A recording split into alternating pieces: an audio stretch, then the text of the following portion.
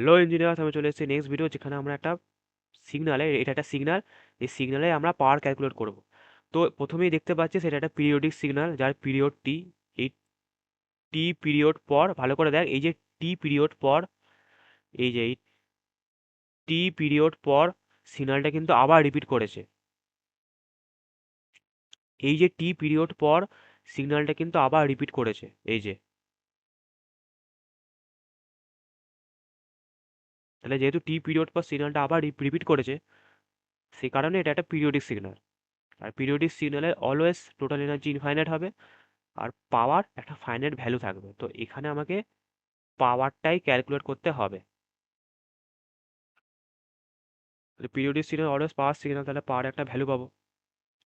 এবার পিরিয়ডিক সিগন্যালে পাওয়ার কীভাবে ক্যালকুলেট করতে হয়, যেহেতু এটা একটা ফাইনাইট সিগন্যাল, মানে আমরা একটা ভ্যালু দেখতে পাচ্ছি, মানে আমরা একটা ফাইনাইট সিগন্যাল দেখতে পাচ্ছি, সেই কারণে টি এর ভ্যালুটা ভালো করে দেখতে পাচ্ছি সেখানে, যে টি এর ভ্যালুটা একটা ফাইনাইট ভ্যালু। টি কিন্তু ইনফাইনাইট নয়, টি এর একটা ফাইনাইট ভ্যালু পাচ্ছি। সেই কারণে আমরা যেমন আগেগুলোতে করছিলাম, ইনফাইনাইট সিগন্যালের ক্ষেত্রেই আমরা কিন্তু লিমিট টি টেস টু ইনফিনিটিটা ব্যবহার করি। বারবার বলছি যে লিমিট টি টেস টু ইনফিনিটি ব্যবহার করার কারণই হচ্ছে, যেমন এ সাইন ওমেগাটিতে আমরা ব্যবহার করেছিলাম, সেইটা হচ্ছে ইনফাইনাইট সিগন্যালের জন্য, কারণ আমরা ওমেগার ভ্যালু জানি না। তাহলে আমরা পিরিয়ডও জানি না, যে ওর পিরিয়ডটা কোথায়। সেই কারণে টি টেস টু ইনফিনিটি। তাহলে হলো, তাহলে পাওয়ারের ফর্মুলা হচ্ছে 1/t পিরিয়ডে। এবার আমরা জানি যে 1/t মাইনাস টি/2 থেকে টি/2 আমরা লিখি। তো মাইনাস টি/2 থেকে টি/2 আমরা এখানে লিখবো না, আমরা এখানে লিখবো 0 থেকে টি, কারণ আমাদের পিরিয়ডটা মাইনাস টি/2 থেকে টি/2 তে নেই, 0 থেকে টিতে আছে। তাই হচ্ছে 0 থেকে টি লিখবো।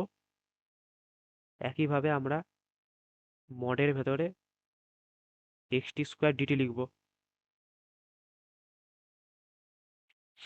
হলো। এবার হচ্ছে ভালো করে দেখ, 0 থেকে টি অবধি যে রেঞ্জটা, এই রেঞ্জে কিন্তু সিগন্যালের ভ্যালুটা সেম নেই। 0 থেকে টি/2 তে 1, আর টি/2 থেকে টিতে হচ্ছে -1। তাহলে যেহেতু 0 থেকে টি রেঞ্জের মধ্যে দুটো আলাদা আলাদা ভ্যালু পাচ্ছি, তাহলে দুটো আলাদা আলাদা রেঞ্জে স্প্লিট করতে হবে। তাহলে স্প্লিট করা যাক। 0 থেকে টি/2 mod of xt² dt plus 1/t টি/2 থেকে টি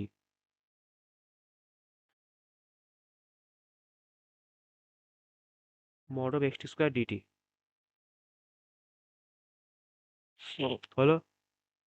এবার হচ্ছে 1/t যদি কমন নিই, তাহলে 0 থেকে টি/2 তে সিগন্যালের কত ভ্যালু, 0 থেকে টি/2 এই রেঞ্জের সিগন্যালের ভ্যালু কত, 1।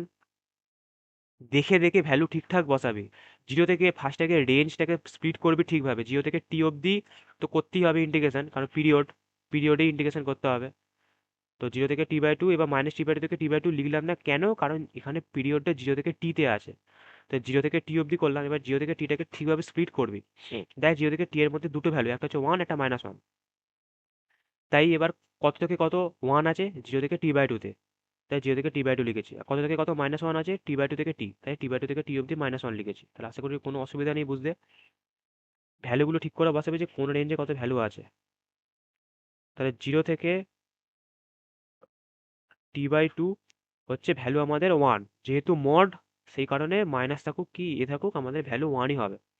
তাহলে 1 ইন্টু ডিটি কত হচ্ছে, ডিটি হচ্ছে, এক্সটি ভ্যালু তো 1, তাহলে 1² মানে 1, তাহলে 1 ইন্টু ডিটি মানেও ডিটি প্লাস টি/2 থেকে টি। এবার মড অফ এক্সটি, এবার টি/2 থেকে টিতে সিগন্যালের ভ্যালু কত, টি/2 থেকে টিতে সিগন্যালের ভ্যালু কত, -1। কিন্তু যেহেতু মড আছে সেই কারণে ওটা 1 হয়ে যাবে। তাহলে 1² ডিটি মানে ডিটি, এক্সটি ভ্যালু হচ্ছে -1, এবার যেহেতু মড আছে তাই 1 হয়ে যাবে। তাহলে 1² ডিটি মানেও ডিটি।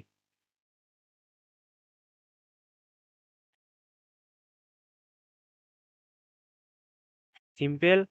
1/t, এখানে আমরা পাচ্ছি ফার্স্টে টি/2। কেন, কারণ ডিটিকে ইন্ডিকেট করলে টি পাই, বা টিতে যদি লিমিট বসাই 0 থেকে t/2, তাহলে আমরা পাবো t/2 মাইনাস 0 t/2। আগের ভিডিওটি ক্যালকুলেশন দেখিয়েছি। প্লাস এখানে ডিটিকে আগে ইন্ডিকেট করতে হবে, কত পাবো স্মল টি। এবার স্মল টিতে যদি আমি লিমিটে ভ্যালু বসাই টি থেকে t/2, মানে ডিটির ইন্টিগ্রেটার মানে ডিটির ইন্টিগ্রেশন করলে হচ্ছে স্মল টি পাবো। এবার স্মল টি যদি লিমিট বসাই t/2 থেকে টি, তাহলে কত পাবো, ফার্স্টে টি পাবো মাইনাস t/2 পাবো, কারণ ডিটিকে ইন্টিগ্রেট করলে স্মল টি পাবো। এবার স্মল টির জায়গায় একবার টি বসাবো, একবার t/2 বসাবো, হলো। এবার এই মাইনাস t/2 প্লাস t/2 কেটে গেল, তাহলে 1/t ইন্টু টি হচ্ছে আমাদের 1, পেলাম আমরা 1 ওয়াট। যেহেতু পিরিয়ডিক সিগন্যাল তাই অলওয়েজ পাওয়ার সিগন্যাল, তাই একটা পাওয়ারের ভ্যালু পাচ্ছি।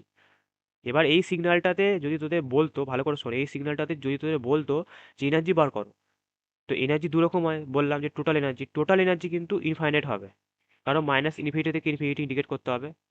তো পিরিয়ডিক সিগন্যাল মানে কি, যে এটা জিরো থেকে টি অবধি যে সিগন্যালটা তোরা দেখতে পাচ্ছিস, টি থেকে 2/t, তো সেই সিগন্যালটা দেখতে পাচ্ছিস, এ হয়তো এটা চলতেই থাকছে। তাহলে একই জিনিস আমি অনেকবার পাচ্ছি, তাহলে এরিয়া যখন ক্যালকুলেট করবো তাহলে একই ভ্যালু আমরা অনেকবার পাবো, তাহলে ভ্যালুটা ক্রমশ ইনফাইনাইটের কাছাকাছি চলে যাবে। সেই কারণে টোটাল এনার্জিটা ইনফাইনাইট। কিন্তু যদি তোদের বলে যে একটা পিরিয়ডে এনার্জি বার করো, তাহলে তোদের কিন্তু